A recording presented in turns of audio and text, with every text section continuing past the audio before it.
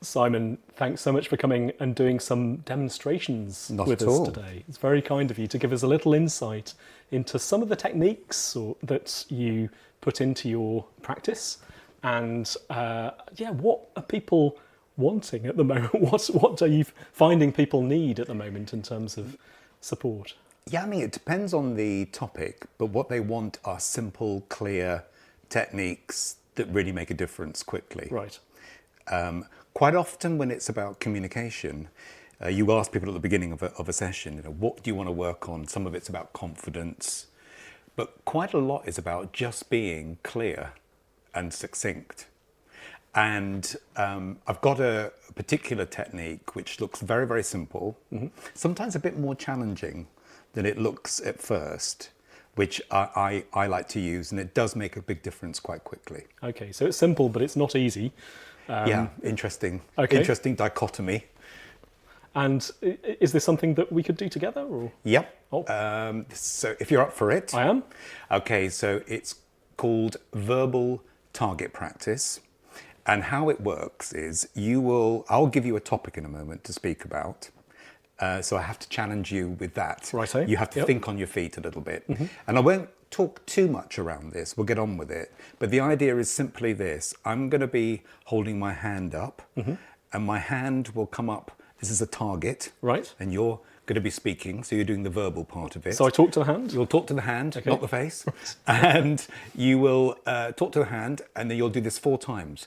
You'll knock this hand down, and then you'll knock this hand down, Okay. and then this, and then this. So it's 4 goes at verbally knocking down the hand. Okay. And the idea really is I need to feel that I've received the information clearly, and then on that note, I will bring my hand down. If I don't, it's because I don't feel I've received the information as Right, so I clearly. need to keep talking a little bit more? if that's Yes, okay?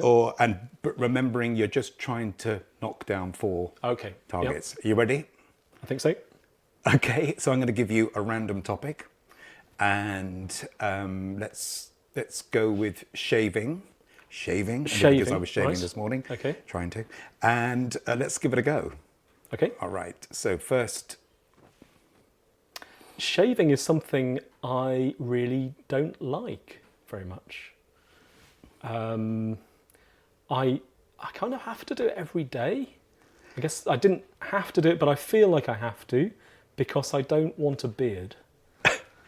And yeah, if there was any way that I could maybe automate this or be shaved in my sleep or something like that, I would go for that because I could really do with the time, especially in the morning because mornings have got all sorts of things to do. Shaving is one that I could do without. okay, thank you very much. I just had these visions of you being shaved during the night without waking up. Okay, so thank you for doing that. And, I thought, interestingly, your pace is very good. And if I was talking about clarity, and there's so many different elements go into this about being clear. In terms of your pace, that was great. It was measured and calm. There were quite a lot of what I would call filler words. And I don't know if you said ums and ers, and maybe just elaborating a little bit too much. Okay. Now, what I'm going to ask you to do will sound a bit clunky and a bit unreal, quite robotic, but you almost have to assimilate it and then bring it back to natural conversation. So this is about cutting out what doesn't need to be said. Okay. Well, I often use the phrase, think to speak, don't speak to think. Okay. So people who speak to think are finding what they want to say out loud. They become repetitive. Where is it going? Whereas if you think to speak, you just edit within your mind and say it. So I want you to be much more concise, much more chunk. I wasn't sure when to move my hand when you'd finished. I see, right, okay. You see, I was in you were control. still a train of thought. So it's literally, I hate shaving. Might be just one chunk of information. Okay, so let's just do it nice and punchy. Okay. It will be robotic.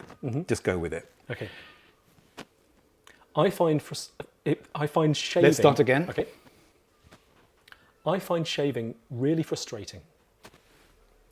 It's something that I have to do every morning because I don't want a beard. And I wish there was another way that I could get clean shaven without having to do it. If only somebody would invent a machine to shave me during the night whilst I'm asleep.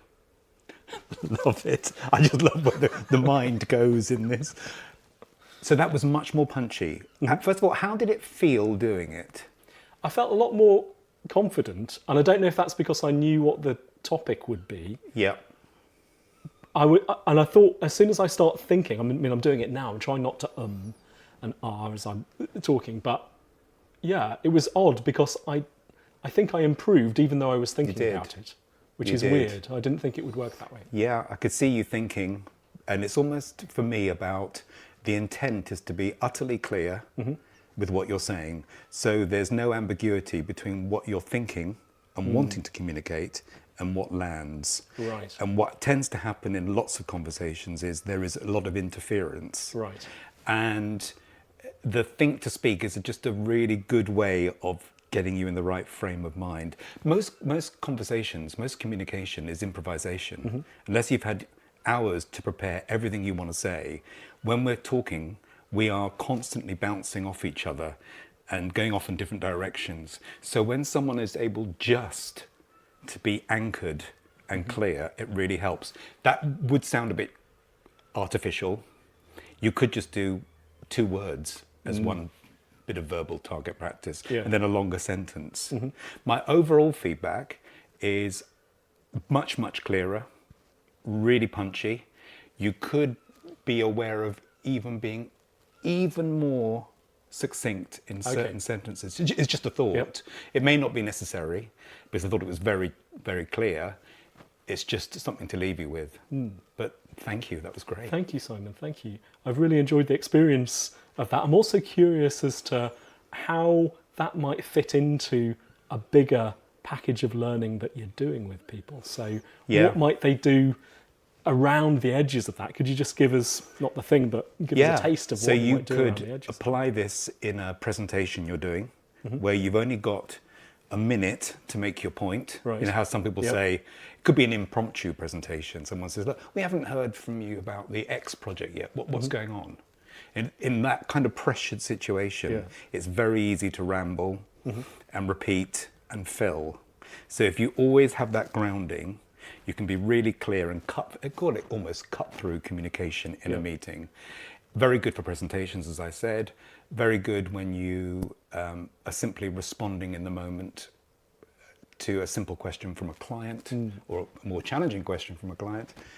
All sorts of ways you can use it. One-to-one, in groups, in meetings, presenting. It's just a fundamental skill.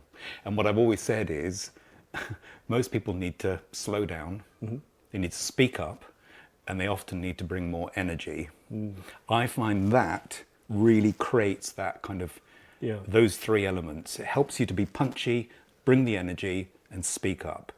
Thank you, Simon. I'm going to try that. I'm going to be managing my energy in my conversations. Wherever we meet, you'll go, hello, my name is Hugh. I'll be spotting you. Thank you, Simon. Really appreciate that. Cheers. No worries.